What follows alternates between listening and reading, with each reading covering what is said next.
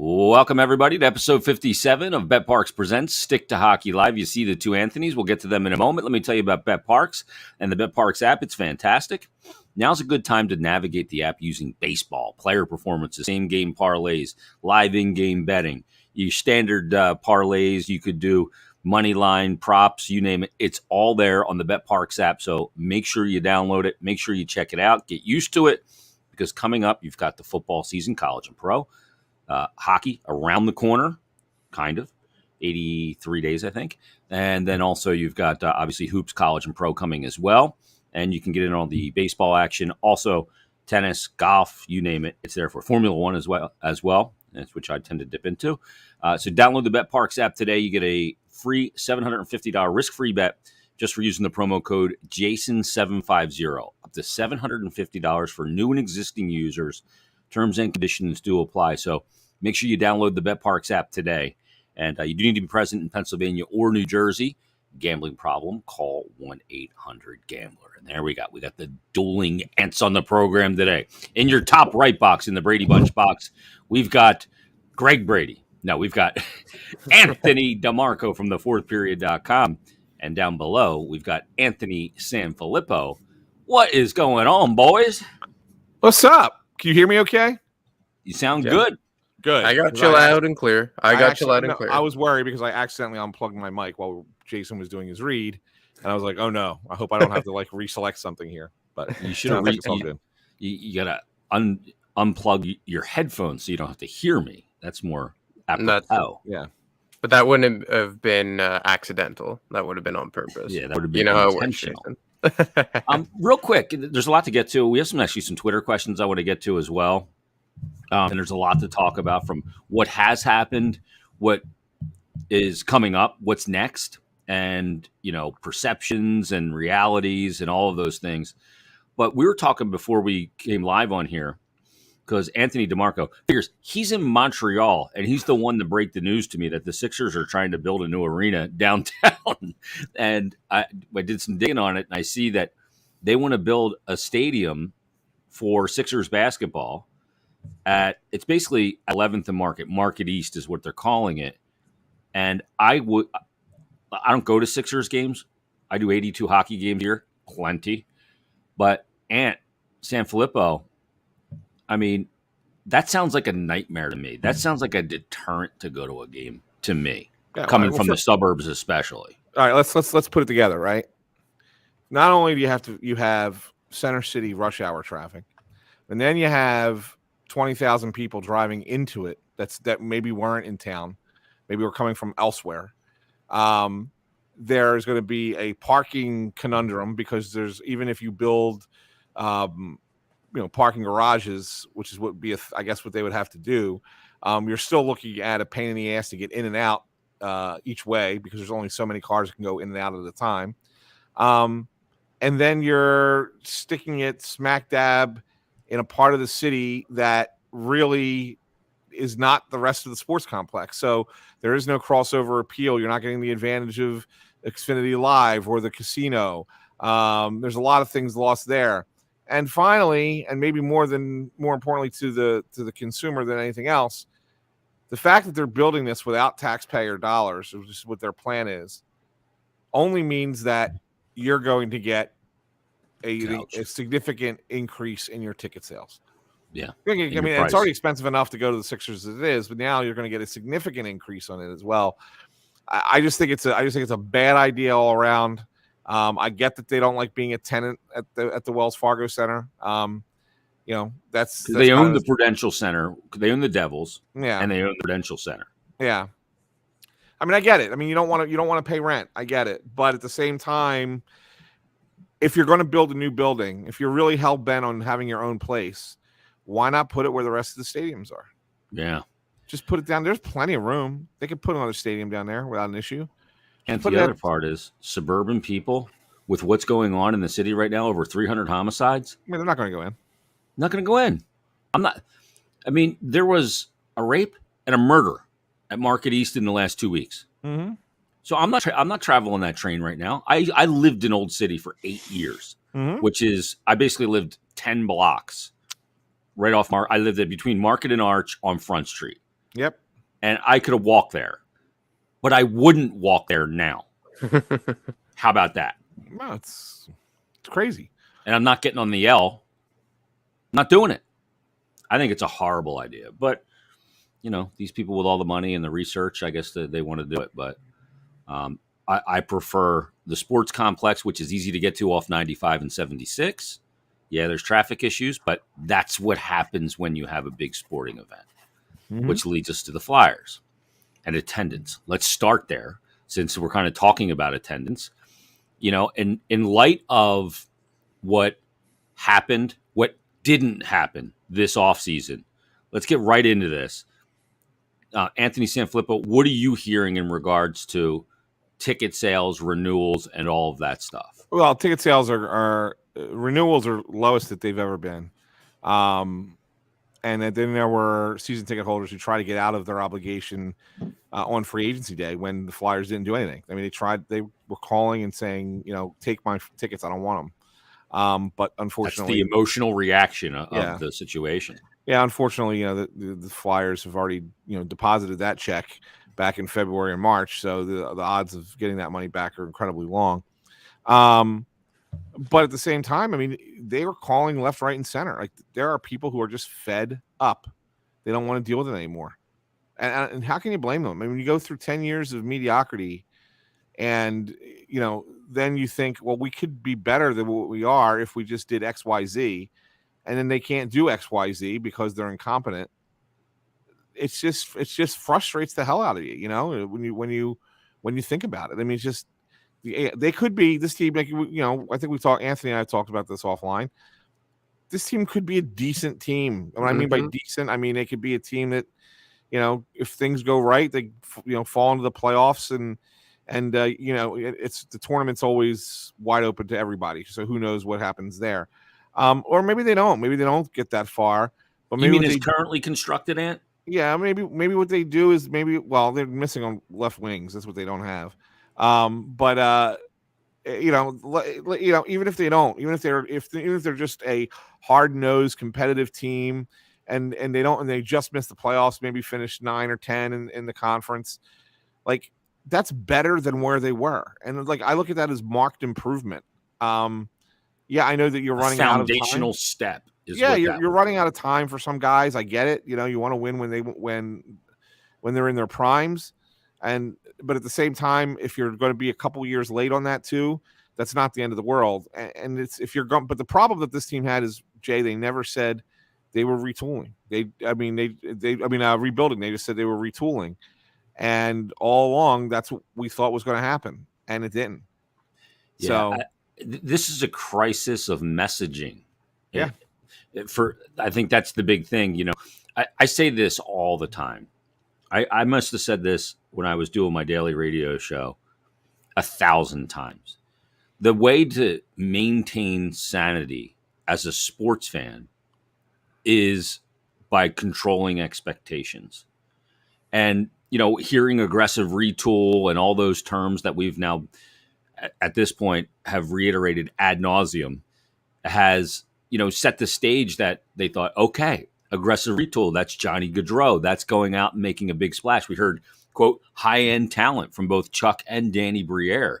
But Anthony DiMarco, I texted you the other day and I said, have you listened to 32 Thoughts yet? This was last Friday. And then you went back and listened to it as well. And what Freach had to say I thought was so interesting. And I posted it. I did a quick stream to get the audio out there. But he said he was too chicken to report, even though he had heard from several people that the Flyers were not in on Gaudreau, primarily because they were 40 points out of a playoff spot last year. Right. The cap situation, the price to move James Van Riemsdyk and money, and dealing from a position of weakness in any kind of trade that you make, whether it's a hockey trade or a salary dump. And because we've been conditioned as Flyers fans, when the big shiny toy's out there, Flyers are always in the mix. They go get it. From pre-salary cap and Clark to Holmgren, not the Hextall, but a team that, went out there, and when there was a big name out there, went and got it. And then you have this situation, local guy, coming off 115 point season, plus 60, wants to come home, and you don't have the cap space to make it happen. Gaudreau said on Spit and Chicklets that he knew for a couple of weeks that they weren't in position to talk. I think he was being kind. I think he was too. But that notion and that expectation that's been ingrained in Flyer fans to be in on this, and then it doesn't happen, and now it's all of a sudden you lost something you never had, and that's part of the equation as well. Yeah, well, Jay, do you remember the day of free agency? I sent you a screenshot of a text I got. Like, I blurred out the rest of the conversation, the name, but I sent you the screenshot, and it said we were never in on him, and that was at 12:05. And again, like, when Fried said that, like, I kind of concur. Like, how are you supposed to report something like, yeah, the Flyers were never in on him? Because you eventually did think that they were going to bite the bullet and move JVR. I texted you, Jay, Ant and I texted about it. I thought that at the end of the day, when push came to shove and the rubber met the road, they were going to just pay the piper because the optics were so bad. And, we all know they like Johnny Gaudreau. If they could have made it work. Exactly. Yeah. They wanted to make it work. But at the same time, I had been getting the feeling when I was talking to people over the weeks leading up to the free agency and the draft that I think they were realizing that, like, they just didn't have enough money to go around. And again, like, I think that's more of self-inflicted, because it seemed like they were relying on solely dumping JVR. When, like, let's look at a guy like Travis Konechny, in my opinion. He's not a guy that I would have, let's say, given away for pennies on the dollar or maybe been actively shopping. But I was kind of told that they never really, like, seriously entertained trading the guy. And I understand you want to see him and Provorov and maybe like a Morgan Frost get a clean slate under John Tortorella. But I just value. Exactly. But, like, let's say you had traded Travis Konechny for assets, first round pick and a third round pick, let's say, or like maybe something that wasn't quite up to par, and you had made that cap space available before free agency. I think it would have been maybe a bit easier to dump a JVR, because now teams know that you're not up against it and you don't completely have to dump JVR to do anything. You're just trying to do it as kind of a luxury, and maybe that would have lowered the cost. Now, again, am I happy that they didn't trade Travis Konechny? In some way, yeah, because like you said, I think that he's going to have a better season. I think that under John Tortorella, you will up his trade value if you eventually do want to move him. But I just thought that there were more ways to go about liberating cap space than just trying to dump JVR for a draft pick. And I think that had you found an additional way, you could have been sitting here, on free agency with JVR's cap hit and maybe Travis Konechny's cap hit. And if you open up $12.5 million, then you can sign Johnny Gaudreau and then maybe add like a veteran like Paul Stastny. Or I saw, Nito Niederreiter get signed for $2 million a year today. I thought that was a brilliant. Or Jan Ruda. Jan Ruda, like an upgrade. Instead of D'Angelo, Yeah, and I just felt that, like, they could have done more creative things to liberate that cap space that in turn probably would have brought the price down on JVR. Like, I can't say this for certain, and maybe you could speak to this, is that I think today, if they want to trade JVR, it would probably be lower because teams know that they're not up against it desperately trying to move money for Johnny Gaudreau. Agreed. Yeah, no, you're right. The urgency's gone. There's definitely a better market for any player in the offseason than there is in season. There just is inherently, right? That's just a natural thing. So yeah, I mean, I just get befuddled by the sequence of events. And I know we've talked about this, and I don't want to beat a dead horse. But the sequence of events of how this all kind of took place and what came down and what didn't come down. And then I get, a message last night that, and I haven't put this out yet, so maybe this is like breaking news. Breaking news. Oh, hold on a second. Let's go to the situation room here. Yeah, Tom Brokaw here with breaking Flyers news. No, so they apparently have interest in Matthew Tkachuk. Point is that I was told they're Kachuk is going out, going to talk to them, going to see if they can put together a package that makes sense. I don't see that they can, unless you're talking about giving up on the guys you just drafted. That would probably be the path forward to get a player like Kachuk. But then you also have to sign him for 10, 11 million, whatever he's going to want. I don't know. Can they do that? Like, I don't see how they can do it. So even though I was told that they're going to be quote unquote in on it, I don't think that they're a big participatory player. I think they're more of a, they're fishing in the shallow end of the lake, and one of the fish actually pulls the line, a little bit too far. I mean, that's kind of what this conversation is in my mind. Well, let me ask you this. What does Calgary want in return for Kachuk? He's obviously an RFA and needs to be extended, and they'll allow him to talk to other teams about extension because that behooves them to do it. Because if he extends, the return they get is much more significant than the unknown of just getting a player for a year. So it behooves them to go, okay, you can talk to his agent. If you can come up with an extension, then we're going to get a better package in return. But what is Calgary looking for? Mind you, they just lost Gaudreau, 115 points.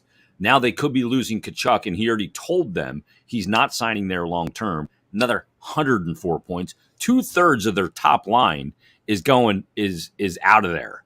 So what are they looking for? Are they looking for NHL players? Are they looking for prospects? Are they going to have to enter a rebuild because of the loss of Gaudreau and the loss of Kachuk, and try and find players to play with Lindholm? I mean, what do they want in return for Kachuk? If they want players, then you can clear cap space by what you send there. So if you sent, hypothetically, Travis Konechny, who I know they like, if you sent either Sanheim or Provorov, if they're leery of Sanheim because he's about to be a UFA and he could jettison as well, then and he's a Manitoba guy, but okay, then you can go, if you want to go Cam York, okay. You look at the situation, they could send a good package along with the good pick, but would you include, if Kachuk would extend, that 2023 first round pick, if you knew Kachuk would extend? I don't know how you can say no. Yeah, no, I feel like if contingent on the extension. Yeah, no, obviously you can't trade for him if he's not going to extend. But like, if I'm looking at it from the Calgary point of view, like Sanheim, obviously he's a Western Canadian kid. He played for the Hitmen, so that would check a lot of boxes. He probably wouldn't want out in a couple of years. It's just like, I look at the left side of their defense and I see Noah Hannafin, who, was drafted 2015, Valimaki, Shillington, Zadorov could play either side, but primarily the left. I'm saying, like, I'm not sure if they're going to want to go defense. If I'm Calgary, personally, I'm not saying the Flyers give this up. I'm asking for Farabee and Konechny. That's what I would do. And a pick. Because for them, I'm saying they can enter a rebuild. You have Jacob Markstrom locked in for another 6 years. You have a fairly young defense. You have an overall very good defense, and the only older guy is Chris Tanev. You still have Elias Lindholm. You still have Michael Backlund. You still have Tyler Toffoli. Like, I don't think that you can pivot and go into a rebuild. So if I'm Calgary, I'm saying I'm looking for two younger in-house new replacements for Kachuk and Johnny Gaudreau. Now, would the Flyers give up Farabee and Travis Konechny in a trade? I doubt it. I would, personally, if it was. Because Travis Konechny, to me, and this isn't me taking a slight on the player, I actually think that, if you put him on a top line, he does have a 60 to 70 point ceiling. But as a standalone player, he's just a very good second liner. He's a very good second line player, and the Flyers organizationally have a ton of depth on the right wing. You have Owen Tippett, you have Cam Atkinson, you have Bobby Brink, you have Wade Allison, Tyson Forster. Like, the list goes on and on and on and on and on. I think Noah Cates can play both wings. And Joel Farabee, I like him. That would really suck to give up. But, what is Joel Farabee's ceiling? Honestly, if we're being honest here. Is he anywhere goal scorer, 55 points? Yeah, and again, I just think that the Flyers have a ton of that. Now, maybe you could put in a contingency that you could protect the pick, but I tried to think of ways around it that like, oh, maybe you could do like, Forster and Konechny and a first round pick. But like, I just look at what other teams might offer. And obviously St. Louis is the leading favorite for obvious reasons. His dad, this, that, the other thing, he's from there. And I say, if they're putting a package together around Jake Neighbors and Jordan Kyrou, how are you going to stand up to that with Travis Konechny and Tyson Forster? And the other thing about this is that because of what's happened in Calgary, they're sitting on like $18.5 million in cap space. Like they're sitting on a lot of salaries. So like, let's just say in a hypothetical scenario, it wasn't Joel Farabee and you find a way to put it like Konechny and Forster and you add in more prospects instead of dumping Joel Farabee. I wonder if you stack it up enough, they're able to take on a JVR for a year because they do have so much salary. And this can score. So I think that again, this is all speculation based because Ant pretty much just broke the news. I think that Calgary would be wanting something around Farabee and Konechny, but I would obviously try and hold on to Farabee for obvious reasons. And how serious is the interest? Well, I think that they're interested. I mean, who wouldn't be? Why wouldn't you? Why would you? I mean, he's the face of the organization. Yeah, if you get him. You're talking about and dude, one thing about a player's style who would fit here. The fans would adore Matthew Tkachuk. Absolutely adore him. He'd be a rock star. Yeah, he would be, and that would be cool. But at the same time, like you had 6 months to get something together to make the big push at the deadline and didn't do anything. And now you look at it and say, okay, well, maybe we could get this done in a week because they're saying the trade's going to take a week. Maybe Chuck's better when he doesn't have time to think. Maybe he makes trades better when it's just meet the guy at the bar and 15 minutes. Some people are like that. Yeah. Maybe he's better that way. I mean, that's how the Atkinson and Voracek deal happened. Yeah. I mean, boom, quick. When you think about it, like go back through his trades. I don't think that they're all that bad, right? I mean, there's one or two you sit there and go, yeah, not great, but I think that he's done a decent job with transactions, and I think he's done a decent job drafting. It's the matter of putting the team together in a proper way at the proper time, or at least on the path to that, based off of their average age, and take it from there. But the Phillies don't want to address that. They don't want people to think that that's what's going on. And that's the issue right now. And that's why it's uber secretive and nobody wants to talk about it. Nobody wants to jinx the situation and whatever. That's it. It's no basketball team soon in the building. And then they have, they're not drawing anybody. I mean, there's concerns there and they want to put somebody in the seat. So I just think I think it's worth trying, but I don't think there's anything that's going to end up. Could you see the edict coming down to go at all cost almost get a guy like Matthew? Because this is rare. Like DeBrincat was rare, but there was that risk that he could walk in 2 years. Mm-hmm. So I didn't think it makes sense. The same risk applies here to Tkachuk, but you're not making a deal without an extension. So that's the difference. Like you can't talk extension with DeBrincat yet because he has to go through one more year. So you can't do it with that, knowing that you can extend him beyond that. But with Tkachuk, you can. But I mean, to me, this is a rare opportunity to grab a guy. I mean, what if they talked about, what did they do in the draft? They got bigger. They want to be tougher to play against.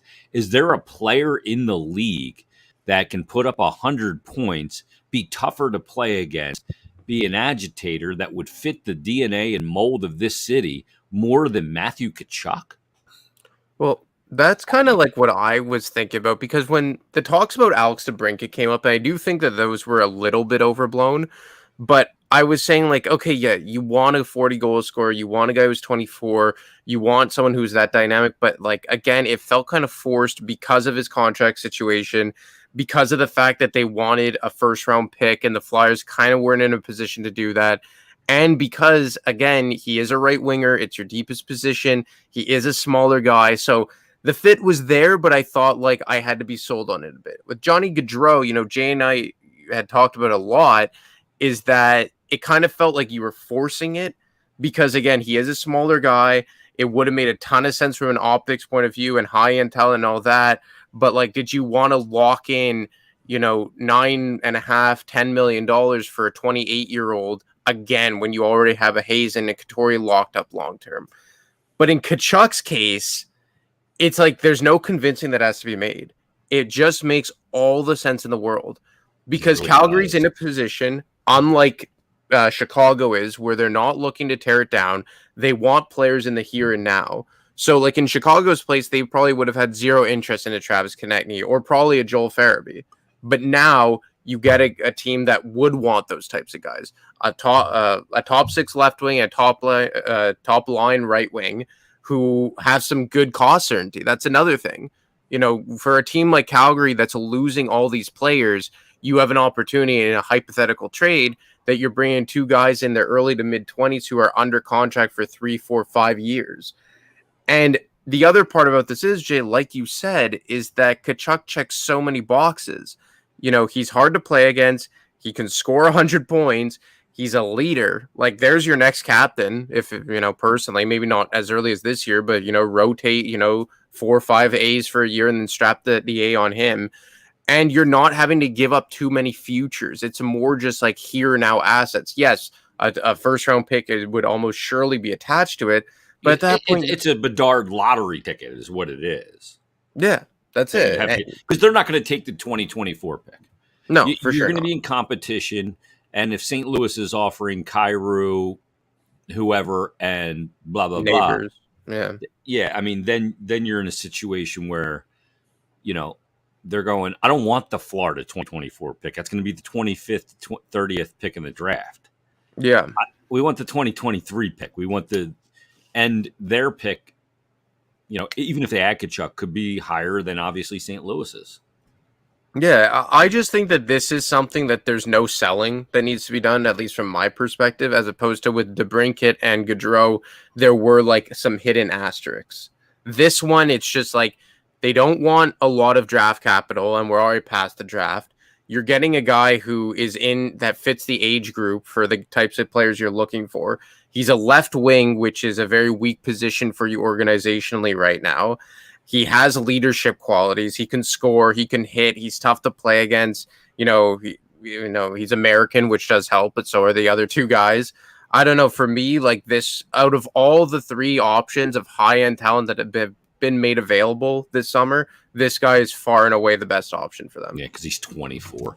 And the other part of it, too, is, you look at it and you go, people will say, well, can he score 104 points here? Well, you put him, if Sean Couturier is Sean Couturier, that's Lindholm, right? And you put him alongside Lindholm and either Cam Atkinson or, you've got yourself a bona fide top line that scares oppositions. No doubt. Yeah, but then what do you have behind that? Yeah, I mean, but look, you need high-end talent. You need depth, absolutely. Mm-hmm. But if you trade, say you traded a Konechny, a Provorov, and a first-round pick, you actually pay the 11, and you have a little bit of change left over. I'm not even sure. I'm not even sure that's enough. Well, JVR, no. Like, in all seriousness, I mean, I would think they would have to get rid of 2 current NHL players, Zamula, 2 prospects, and that draft pick. And as of right now, and Konechny, 23 draft pick, not the 24 draft pick.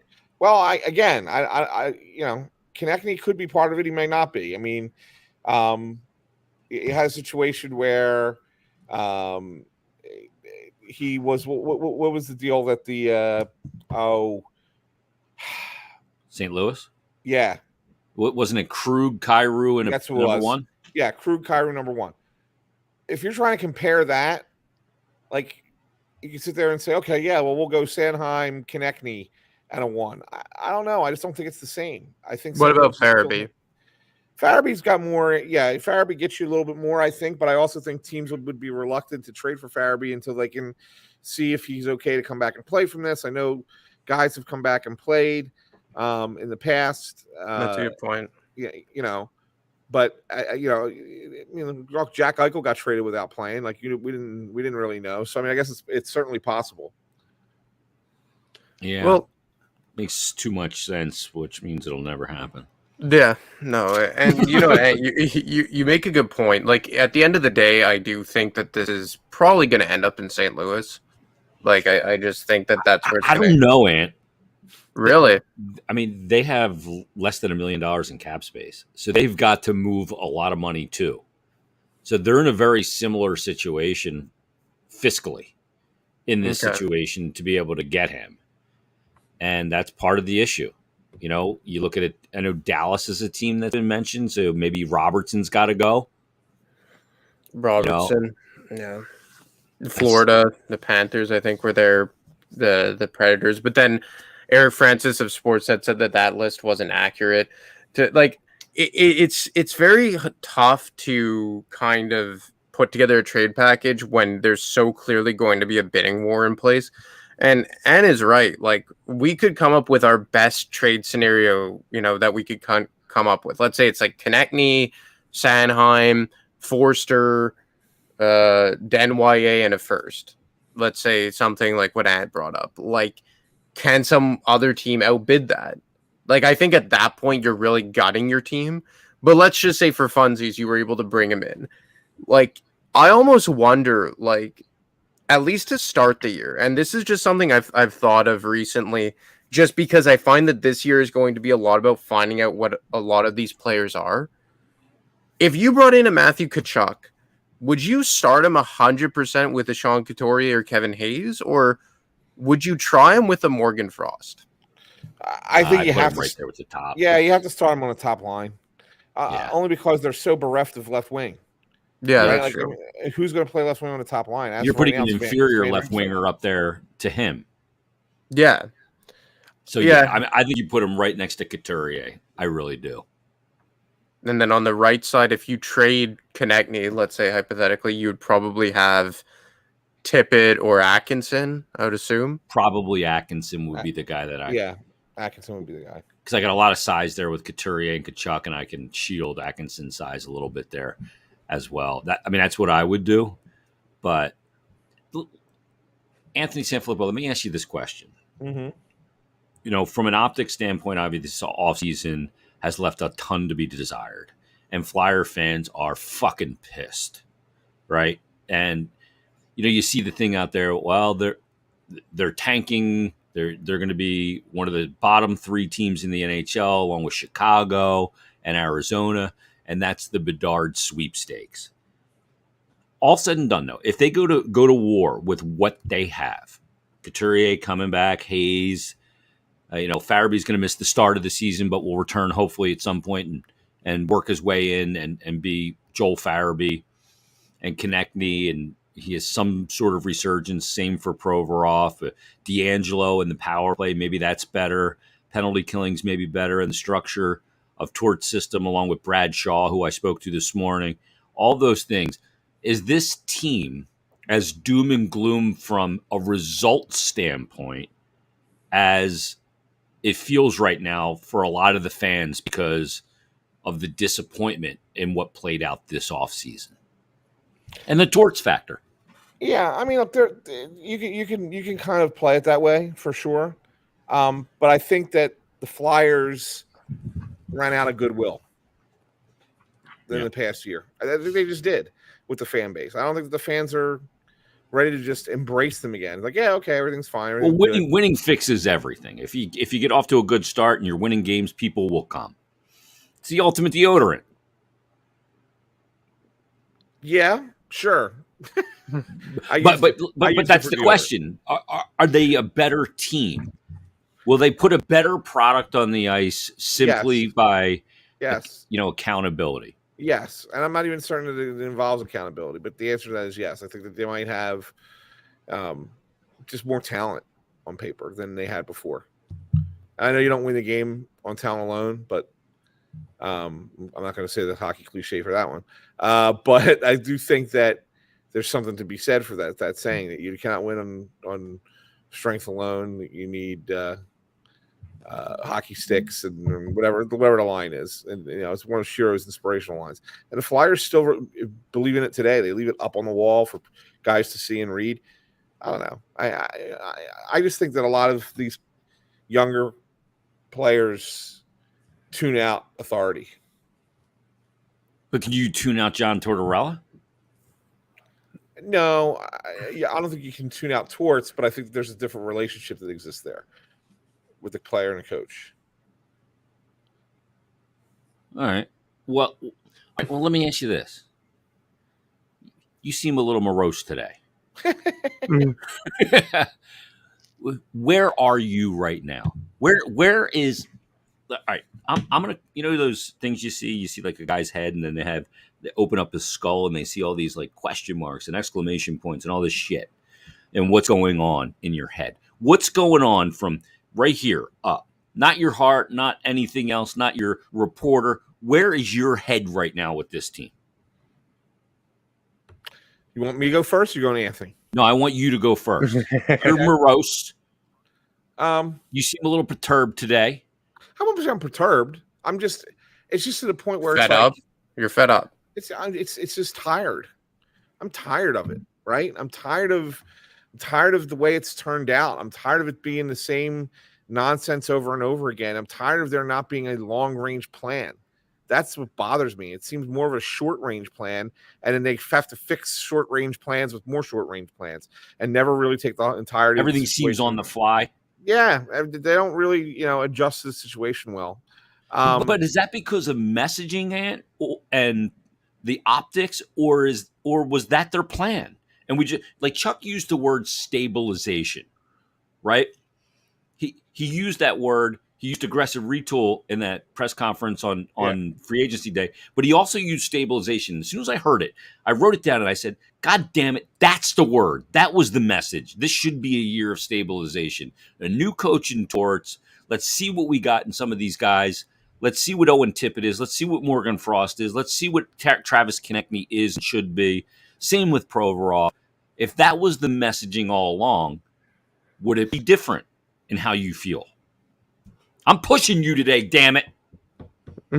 No, I'm sorry. I don't buy it. Like I can't see how anybody's going to care enough about this about team. Stabilization. Yeah, I mean, look, do they want to get the locker room right? Yeah, and I think that Tortorella talks about that. You said it publicly a few times now. How there's like a fractured locker room, and he needs to kind of fix it.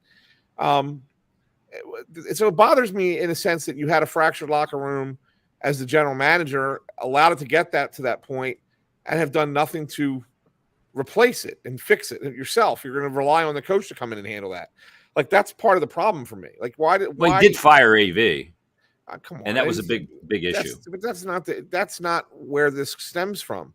How big of an issue was AV by the end, in your opinion? Me? Well, both, I guess. I think AV got to the point where he was just tired of things being the way they were and wanted to go back to the structure that he was used to and the schedule that he is used to. And he didn't cut it well. And I think that when he started to stop doing video practices, in between games, and stop calling guys into his office, it just seemed like he shut it down. And he threw his hands up. Yeah, that was pretty much it. When did that start, Ant? I have a time when I think he lost the team. Bubble. And I think it was the Carter Hart criticism. Yeah, that makes Wasn't sense. The bubble? Because it seemed like all this shit started hitting the fan in the bubble. Well, it did a little bit, but I think at that time we were believing that the fact that nobody was down there watching games was related to the pandemic. Yeah, we didn't think that it was because the team was deteriorating in front of our eyes, and we need to get Lindy's, get her shit back together. Lindy, I'm not Lindy. So Lindy Snyder I was thinking about there for a second, and it's not who I meant. But for the Flyers to get their shit back together, I no, they just didn't do it right. I mean, they didn't do it then, they fire the coach. They didn't do it in the season after. Chuck kind of throws his hands up in that, like last offseason. They kind of thought they can get by without replacing Niskanen, and that goes by the boards. And then this happens. But last offseason was incredibly aggressive. Well, so it was certainly more aggressive than this year. There's no doubt about that. Yeah. But nothing worked. Like, what worked for last offseason? Not that it cost them anything, but what really worked? I'm sounding like a honk for the team right now, and obviously I work for the team, but I mean, injuries are a factor. Yeah, I was playing 4 games, kind of fucked you. Yeah, I would say that they believe that the most of the moves, and not Nate Thompson notwithstanding, but I mean like Atkinson, Ryan Ellis, injury aside, Ristolainen, they feel like their bigger moves paid off or would have worked if it wasn't for injuries. Which, I mean, I would agree. Like, I think we're all in agreement here that Ristolainen did help Travis Sanheim get to where he was. All right, let me stop. Still should have been traded. Let me stop you for a second, though, Ant. Let me stop you for a second. You're right. Would they have been better? Yes. They were 40 points out of the last playoff spot. That's a good point. Yeah. No, you're right. You're 100% right. An abysmal power play, penalty kill. So, I mean, yeah, could they have been better? Yeah. But would the fans have been happy if they finished 20 points out of the last playoff spot as opposed to 40? Really suck. No, they would not have been. They felt any better. So that's what I'm saying. Like all of this kind of coming together, and it's just a garbled mess. We see everything that's going on, on Twitter, like back and forth between people and people tied to the organization, people not tied to the organization, and saying, well, we can just stick with this. Everything will be fine. No, we can't do it. This is the first time I've ever seen the entire fan base together as one saying no. We are not. We're taking the stand. Like you got to get through us to get to the next people behind us, right? I mean, no, we're standing up for one another on this one. It's crazy to me. It's just I don't buy what they've done this offseason. No, nobody does. I know, but I don't buy any of it. I don't buy any of it. I don't buy the stories that they're telling. I don't buy the players that they brought in. I don't buy the approach that they're taking moving forward. Like, I don't buy any of it. Okay, so what's the solution? We love looking at it and going, okay, here's all the problems. What's the solution? Is it Chuck's job? Not just Chuck. Okay. So take me through that. I think you need to blow up the entire front office of Voorhees hockey operations. Yeah. Okay. So I know you just hired a coach, right? And I know you don't usually put a coach in that kind of spot. Yeah. Where he's a new coach coming in, and then all of a sudden you blow up everybody around him. But I think Tortorella is the kind of coach, the one type of coach you can get away with that with, right? Yeah. Like he runs his own show, and he doesn't need he's independent of it in a way. Right. Yeah. In a lot of ways. So I would blow it all up. Just replace everybody. Get rid of everything from the past. Not that they necessarily did something wrong.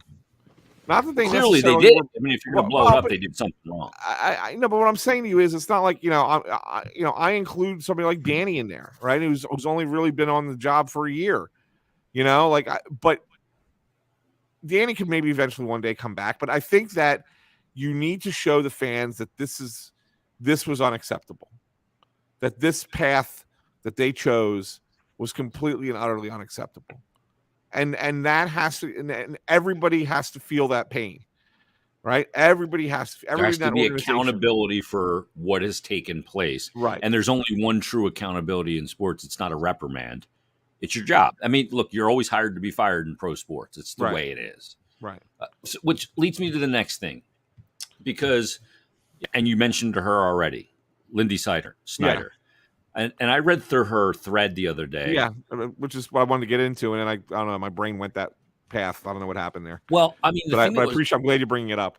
Yeah, I mean, I think it was really interesting because, a lot of people looked at it, and I saw some comments on it that, the Flyers PR machine is out and blah, blah, blah. And I don't know what her involvement is. I don't know what she's alluding to that's coming. Yeah. So she's asking people to be patient. Like, what is this all about, Ann? So here's all I can kind of piece together with this, and this is This is more speculative than anything. Okay. But, there's a little bit of background info that I have here. But, there was a real, you guys know there was a real disconnect between the business side and the fan base, and even a little bit with the hockey ops department. And, we were pretty adamant about calling them out for a while. And then, a couple other places finally jumped on board and started doing it. And, they decided, okay, well, what are we going to do? How are we going to resolve this? And if you remember, and I was told that, that they believe that the not recognizing Ed Snyder's birthday was the turning point for them in the organization, at least on the business side. Yep. And we weren't saying you absolutely had to recognize his birthday. It was just kind of like, hey, if you're going to do this, then why not do that as well for 30 seconds on the screen? Just remind everyone that it was the owner's date of the founder of the team's date of birth, and do a quick little thank you, and then go about your business. No one says a word. But when you don't do anything at all, and then you get the Snyder family reacting on Twitter, and it wasn't Lindy, it was Serena, the other one of Ed's other daughters, then that kind of validates validates the fan complaint, right? I mean, that we had. So I think what's happened since is I think that the Flyers have made a real concerted effort, and credit them. They really deserve credit for doing this, because they couldn't keep going the way they were going. But they've made a concerted effort to reconnect in certain community aspects with the fan base. They've tied themselves back in with Snyder Hockey. I know that you guys know that the Snyder Hockey Ed Snyder Youth Hockey Foundation had an office at Wells Fargo Center. They were kicked out a few years back, and that relationship is being repaired. They're donating money to it. They're helping with programming and stuff like that. So that's those kinds of things are positive. And one of the other things that they've been doing is, they've been trying to tie Val Camillo has decided she's trying to tie in with the Snyder past, and so she invited the Snyder family to a game, and she got real tight with Lindy. They became pretty close, and so I think that kind of is where this comes from too. It's I think that Lindy listened in, and they said, hey, we made some mistakes. We want to correct them. We want to get this right. We believe in this organization and this team, and we want to help bring it back to its prominence. And then I think Lindy kind of got on board with that, and so that what I thought her message was cryptic. Jay, I don't know what exactly she was going for, but at the same time, I know why she was doing it, because she's on board with this. We can get this fixed mentality and do it the old work way. Together. Yeah. Okay, because I'm reading through her timeline and I'm going, is she alluding that there's? I mean, my mind went crazy. I'm going, are they selling the team back to the Snyder? What? Yeah. No, I don't think that's the case, but no, it's not. Okay. So, well, a lot of people yeah, that's what I think. That's why I think she's chiming in now. Okay. That's just my opinion. I like I said, it's more speculative than anything, but yeah, I mean, I did. Yeah. I'll just leave it there.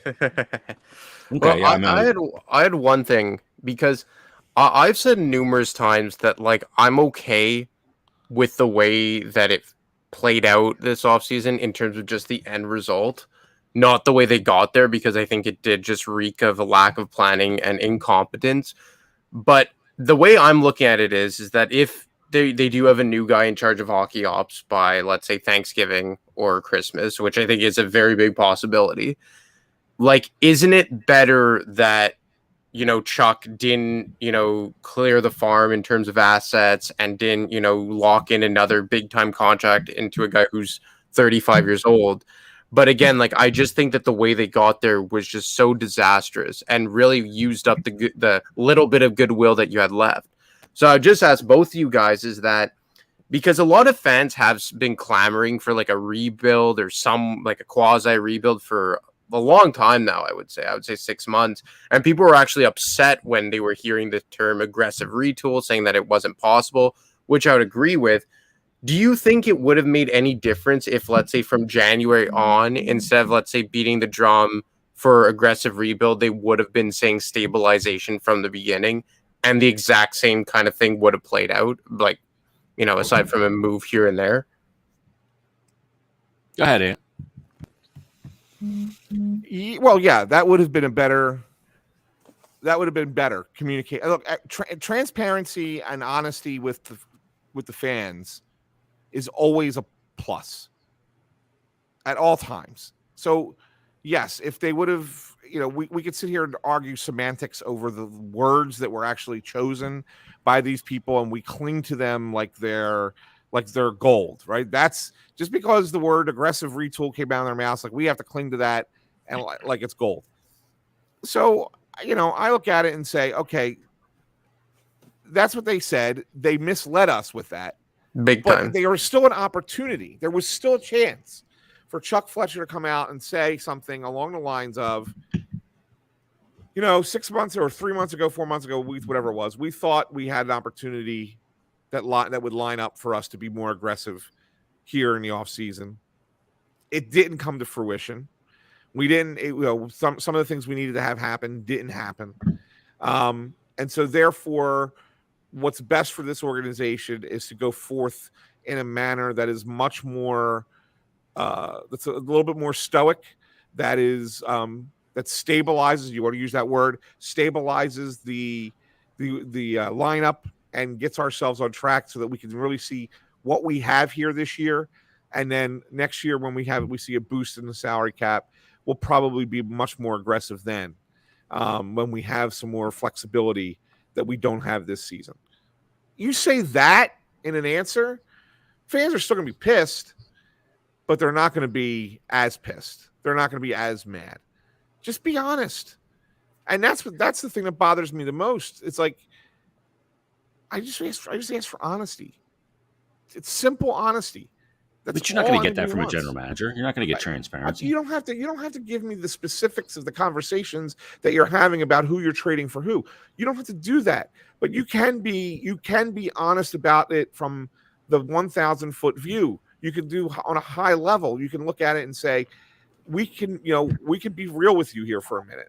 We don't think that it would be in our best interest to go and try and be a Stanley Cup contender this year. If it happens with what we have, awesome, great, more power to us. But if it doesn't happen, that's okay, because the approach that we're taking is for us to be better down the road and not better right now. I don't have a problem with them saying that. Do I agree with blowing everything up? No, I don't. I wouldn't. Nor do do that, I. right?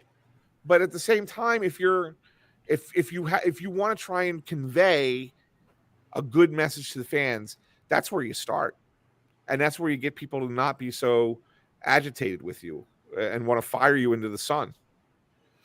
Well, they certainly want to do that now. Let's wrap this up, Ann. I know you got a class to teach. Mm-hmm. And DiMarco, great stuff. Anthony DiMarco's stuff on thefourthperiod.com. Anthony SanFilippo's both Snow the Goalie and his written content on the Flyers and Phillies, multifaceted, multi-seasonal, on crossingbroad.com. Guys, thanks for doing this. Great stuff. And as sands fall through the hourglass, these are the days of our Flyers' lives. No kidding, my friend. Thanks, boys. Thanks a lot, guys. There they are. Anthony SanFilippo, Anthony DiMarco. Another great episode of Bet Parks Presents Stick to Hockey Live. I don't even know what to think about this, because my wife just tried to call me. So I texted her back and said, we're doing the podcast. What's up? And she said, something happened. And I said, what happened? And she said, you're going to be pissed. And I said, what is it? Just tell me, damn it. And she said, you need to come upstairs ASAP. And she said, well, it'll wait till you're done.